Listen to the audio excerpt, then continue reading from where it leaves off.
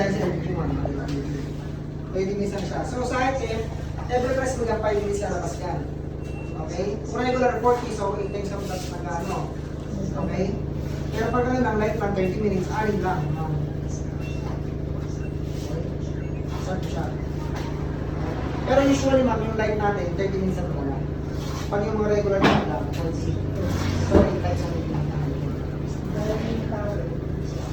So yung dito, pag damo po kasi hindi malakas po siya mag-appoint. okay, Assign na lang kayo ng blood hindi po nito. ito, katulad ito, sa light dry. Halimbawa naglaba yung kapitbahay ko. Gusto niya ipa-dry lang. So yun ma'am, Kailangan Ano yun, yung tanggalan tubig talaga niya. ma'am, dapat, hindi na pwede mag-dry ng basa dito. Dapat po siya naka-spin. Okay? So tama yung question ni ma'am. Meron tayo sa washer na spin only. So nilagyan natin ma'am. Alam mo, dala niya, basa pa. Sabi ka ng pricing mo. Ayan, si spin only. So may price siya. So gusto ko, kunyari may instances, may dalang customer mo, blended na, ilalaba. Pwede mo pagay namin. Okay, lahat ng damit, bago ilagay sa dryer mo, dapat mo dumaan sa spin ng washer natin. Okay, kasi ang spin natin is, ang talaga siya, pigang-piga siya. Para good for siya pag dryer.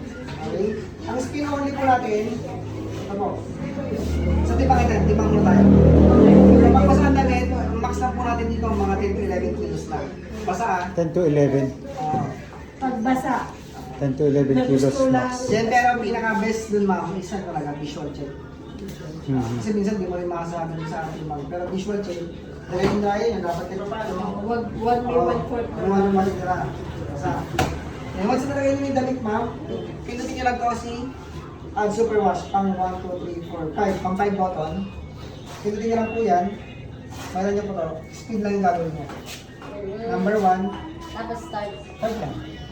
11 minutes na.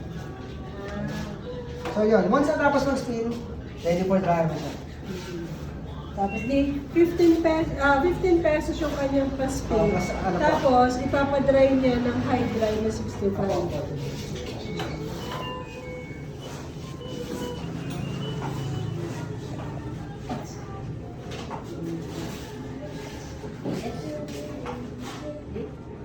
Mainit.